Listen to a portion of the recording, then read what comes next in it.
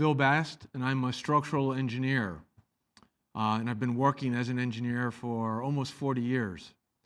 An engineer like myself, being a structural engineer, I work with architects to design buildings, typically. I work with them to design the structure and the foundations or the bones of the building. And I've been very fortunate and blessed to have worked on many different building projects in the Chicago area. Sometimes they're new designs, sometimes they're renovations or additions. And they've included projects like Wrigley Field, Navy Pier, the Willis Tower repositioning project, Wrightwood 659 Art Gallery in Chicago, and even the Bears Walter Payton practice facility.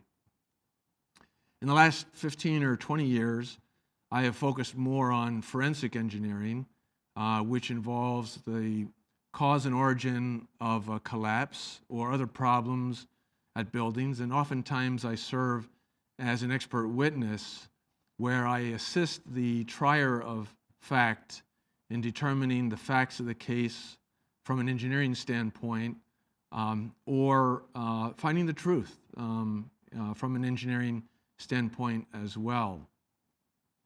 Many years ago, I was called to Cincinnati after the collapse of a 1890 four-story old school building. They were doing a renovation and an addition to that building, and the building collapsed on a Sunday morning.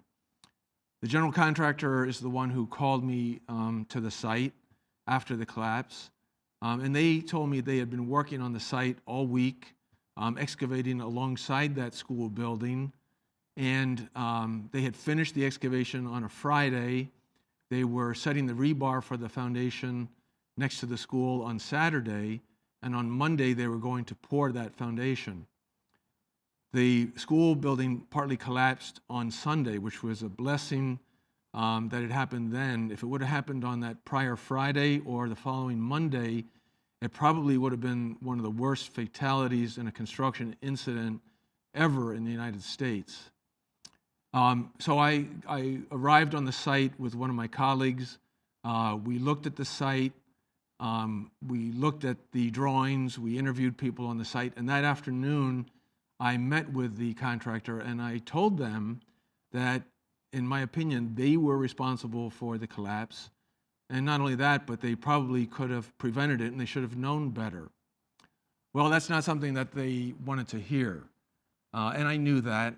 But my obligation was to tell the truth, to tell it like I see it. And they grilled me about that. They told me that, look, we just did what the architect and engineer told us to do on the site, and it's really not our fault. And I said, I really don't buy that. You're a nationally renowned contractor. You should have known better. And that's the way I see it. Well, they accepted that, and they decided to do some damage control and bring in another team of contractors from their Cleveland office to deal with the investigators and the police and the lawyers and the insurance companies to allow their original design and construction team to get back to work. And a few months later, actually on that job, as the contractor fixed things and repaired things and continued building, the architect and engineer on the job were fired and replaced by others, but our contractor was allowed to stay on.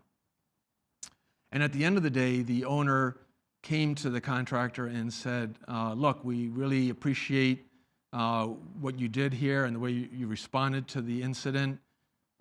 We'd like to settle and split the damages and do that in an amicable fashion.